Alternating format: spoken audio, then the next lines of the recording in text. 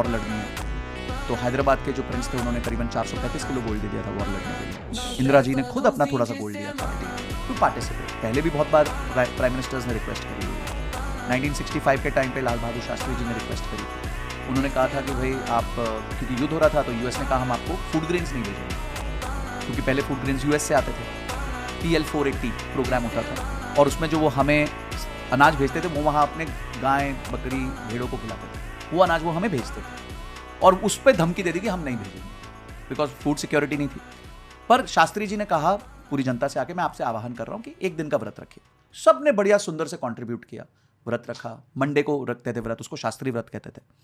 और फिर उसके बाद इंदिरा गांधी जी ने भी रिक्वेस्ट करी कि भाई गोल्ड दे दो, वॉर लड़नी है। तो हैदराबाद के जो प्रिंस थे उन्होंने करीबन 435 किलो गोल्ड दे दिया था वॉर लड़ने के लिए। इंदिरा जी ने खुद अपना थोड़ा सा गोल्ड दिया था, पार्टिसिपेट किया था।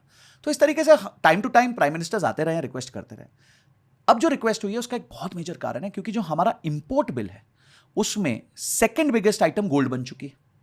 पहले गोल्ड का इंपोर्ट 3-4 साल पहले करीबन $20 बिलियन का होता था, आज $72 बिलियन का है। आप सोचिए, $72 बिलियन गोल्ड हमारे को बाहर से मंगाना पड़ता है। करीबन 800 टन हमारा एनुअल जो है इंपोर्ट होता है गोल्ड। ये ऑफिशियल है।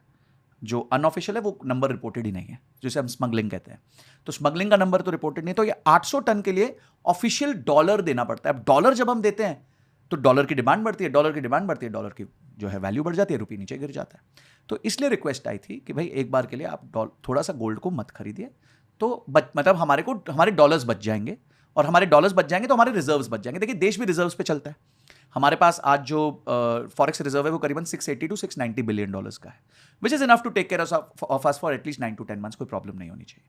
तो आज अगर हमारे को ये फॉरेक्स रिजर्व बचाना है तो ये छोटी छोटी चीजें जो बचाई जा सकती हैं वो बचाई जा। क्रूड तो नहीं बचाया जा सकता ज्यादा, उसमें तो जो है इंपोर्ट वो करना ही पड़ेगा, हमारे पास ऑप्शन नहीं है ज्यादा। सो इसलिए ये आह्वान आया था कि भाई थोड़ा सा गोल्ड का कंजम्पशन कम कर लो। अब अगर आपको गोल्ड खरीदना ही है तो सर्कुलेटिंग गोल्ड जो है वो ETF के फॉर्म में आप खरीद सकते हो। ETF में कोई यूनिट बेच रहा होता है, आप यूनिट खरीद रहे होते हो, तो वो गोल्ड उधर का उधर ही सर्कुलेट हो रहा होता है। तो अगर आपको इन्वेस्ट करना भी है तो ETF के माध्यम से कर लीजिए, फिजिकल गोल्ड मत